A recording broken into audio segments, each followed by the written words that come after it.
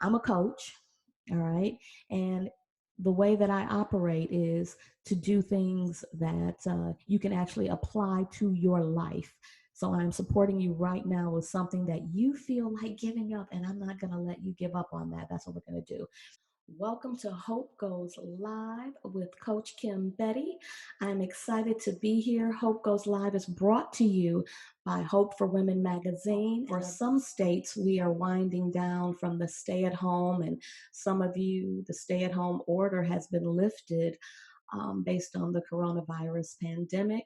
So some of you are preparing to go back to work. Some of you are looking for work. The entrepreneurs, you are reinventing your business so that you can support others with your product and service. So this is a nerve-wracking time. You know, even saying that, I can just feel it in my stomach that a lot of us are going through it.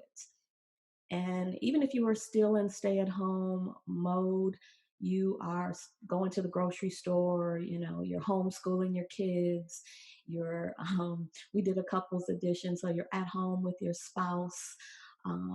You know, hey, some of you are trying to date and,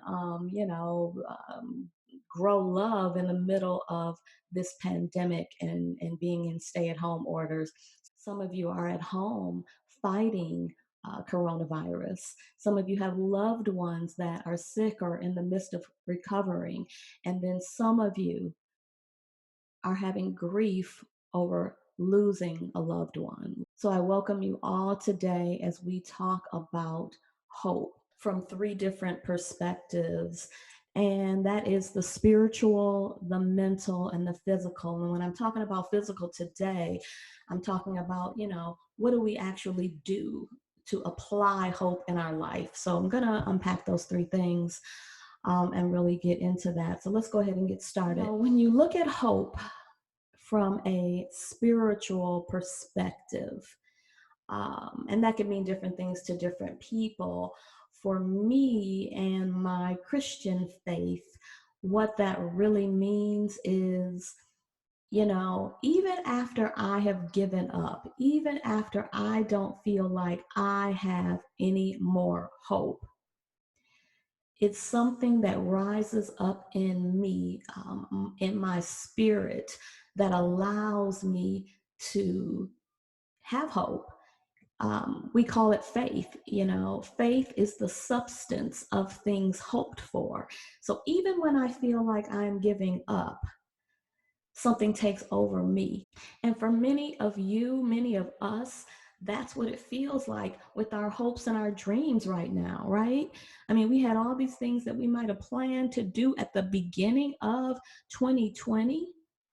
And then all of a sudden, we can't do those because we're in stay-at-home order. And so we feel like we have to sacrifice those things. I have seen so many people who thought they were going to give up on their dreams actually realize that the coronavirus has given them a new innovative way to implement what they thought that they were going to have to give up. So wonderful. I got some people chatting me, you know, that they feel like they want to give up on their career. I had one lady write me recently and share with me that, you know, she had been furloughed. And, you know, I don't know if she was, and what furlough means is it's a different kind of layoff. It's not the layoff where you know, don't have your job anymore. It's a temporary layoff due to an epidemic, a national disaster, or something like that. And she contacted me and she said, you know, I need to look for another job. They furloughed me.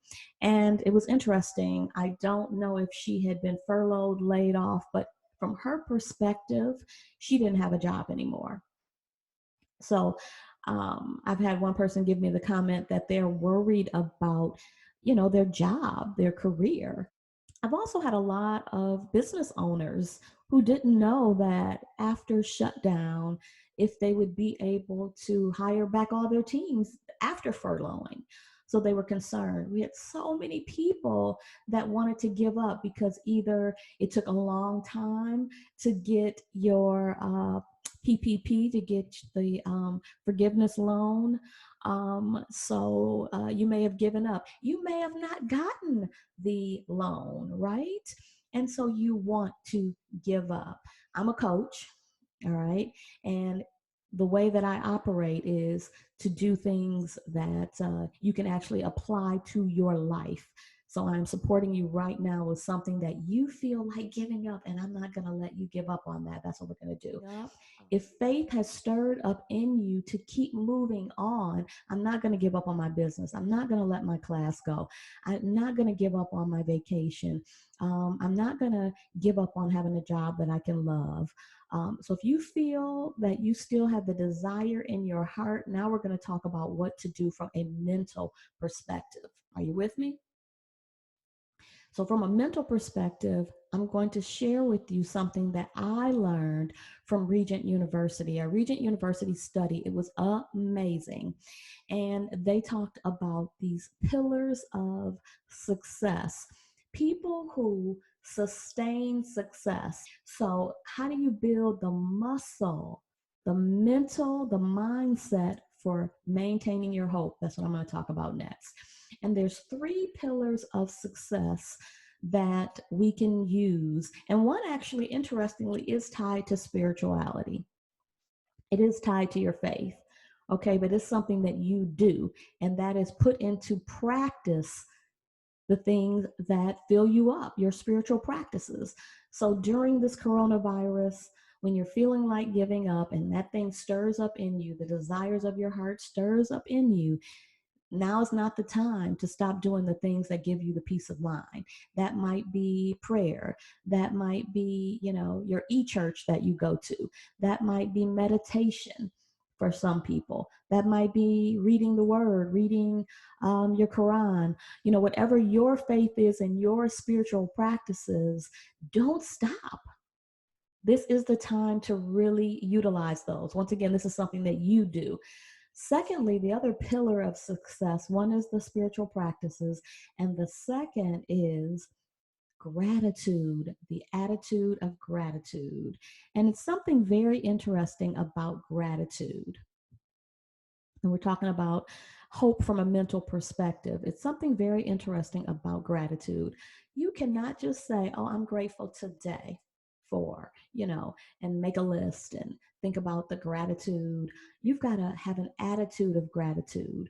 The Regent University study that talked about how to have success and sustain success says that you have to focus on gratitude every day so that you develop a disposition of gratitude. So we all know about it, a gratitude journal, a gratitude jar.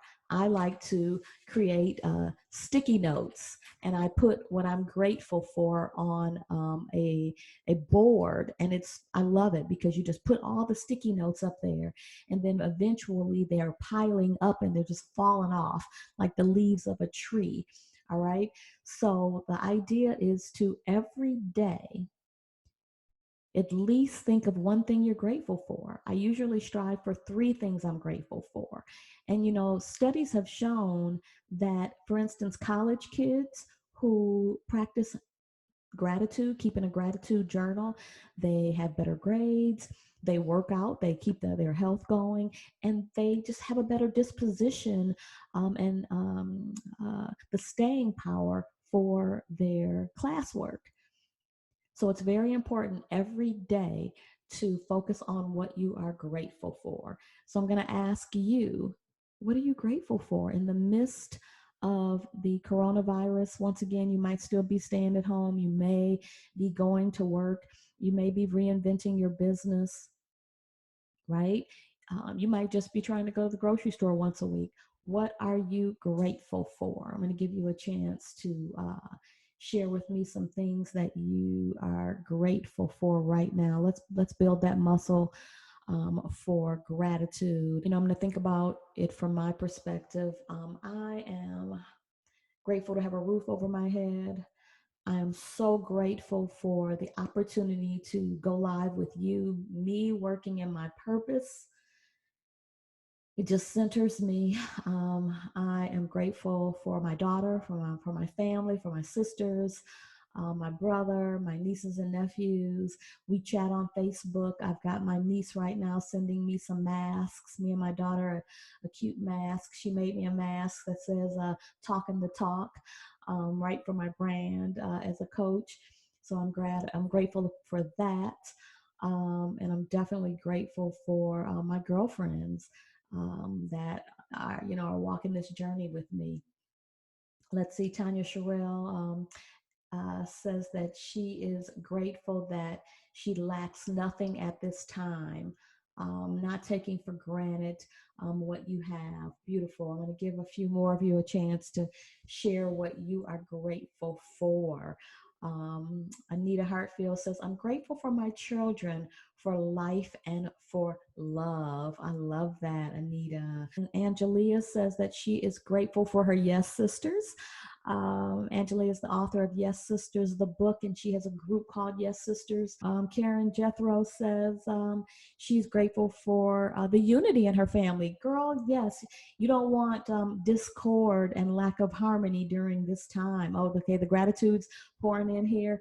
Katrina Hayes says she is grateful for an amazing boss that cares about others. I know that's right. Her patients and her team love that. It's Katrina. Katrina Hayes says that. Michelle says she's grateful for having me in her life as her coach. I'm grateful to Michelle.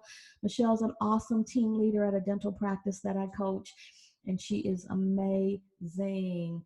All right, so let me unpack the third pillar for you because it is a doozy. All right.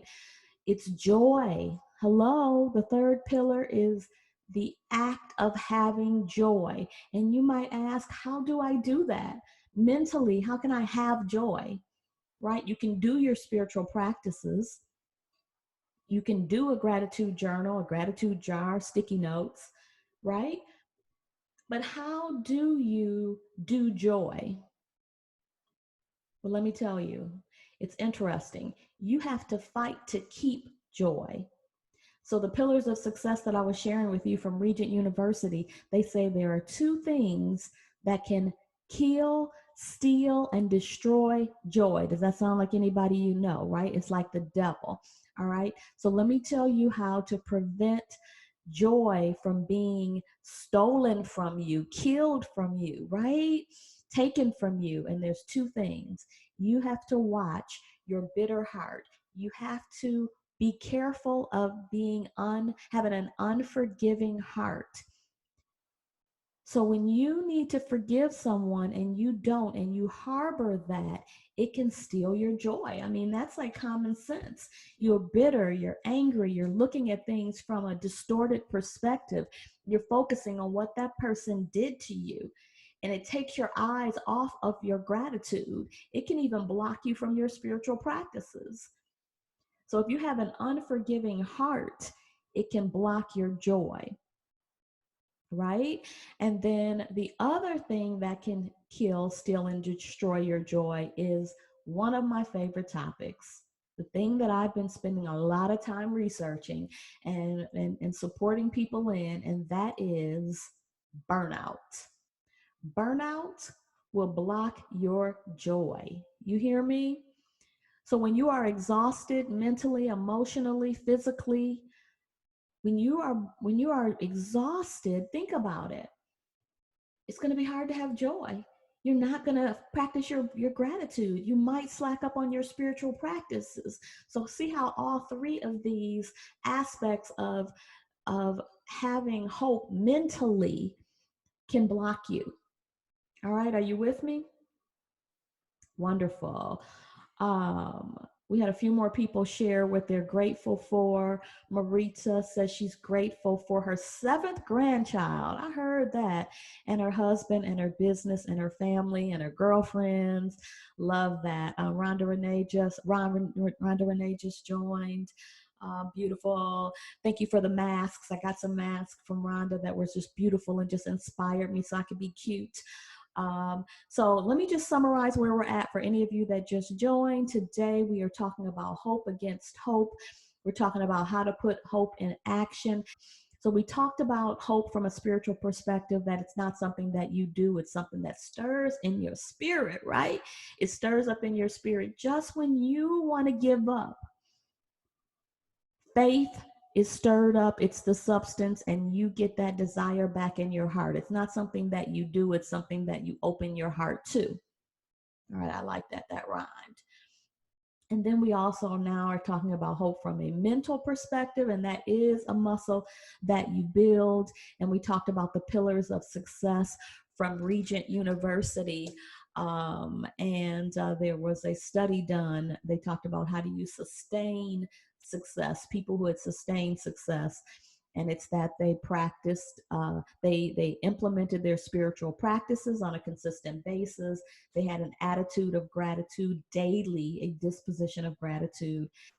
And we talked about two things that rob you of your joy and, you know, and it is the burnout factor or the unforgiveness, if you will. So, three pillars: spiritual practices, attitude of gratitude, and joy. And you have to be careful that burnout and unforgiveness does not do that. And I talk a lot about, as a coach with my clients, how to let the lack of forgiveness go and what that looks like. And I also talk about how to beat burnout. For more about that, you can follow me at Coach Kim Bettie on Facebook and on Instagram and on Twitter, where I'm going to be continuing to give a lot of information on what do you do if unforgiveness has taken a root in your heart. They say it's like drinking poison and expecting the other person to die. So what are some things that you can do? And then I have so many people that are burned out, fried, mentally, emotionally, physically. You can be susceptible to it depending on what profession you're in. I was just talking about Michelle, who's a team leader in the dental profession. If you're a health care provider on the front line, once again, you are prone for burnout. Women in general, you can be prone for burnout because you're juggling so much. Men, you can feel like you have so much weight on your shoulder because you don't have anybody to talk to about your emotions. You can be prone to burnout. Leaders, definitely entrepreneurs, just about everybody, all right, can be prone to burnout, but certain people more than others. So, now I want to share with you actually one of my new and recent um, techniques for having hope that I developed in my lab. Okay. As a coach, I do not give out and dispense information just to inspire you, just to motivate you. I do it to help you to transform your situation. So I want to today, right now, help you to put hope in action. All right. And I've created a little acronym so that you can remember this. And the acronym is HOPE. H to the O to the P to the E. All right. That is hope in action. Are you with me? So I'm getting ready to unfold how you can apply it. So let me back that thing up. First, we talked about put something in your mind right now where you feel like giving up. Maybe it's your job. You don't know if they're going to call you back, or you hate your job and you see this as an opportunity to find something that you love. Maybe you're a leader in a business or a practice in the healthcare field, and you just don't know what to do because so many people are stressed out and worried. Maybe you're an entrepreneur, right? We talked about all these different ways that you could feel like giving up. Maybe there's some discord in a family member and you just can't, repair that right now. Maybe you just feel like giving up. You're stuck at home alone, feeling lonely, feeling depressed. All right. So I'm saying hang in there, tie that knot at the end of the rope and hang in there. I'm going to give you some ways that you can put hope in action. All right. You with me? This is what's so interesting. I probably watch sermons all day long. That is my new hobby. Not only do I go to church, I watch sermons all day. And so I can't really tell you which pastor it was. It probably was T.D. Jakes because I watch him a lot, but it could have been Sarah Jakes' daughter. It could have been Joel Osteen. They shared that, you know what, without despair, without hopelessness, there is no hope. Think about it from this perspective. Without fear, there is no courage. So when we talk about be courageous, it's because you were scared. It's okay to say I was scared. Even the men, it's okay to say, coronavirus, I've been afraid either for myself or for my family. So it's also okay to admit, dang on it, I feel like giving up. I'm feeling a little hopeless today.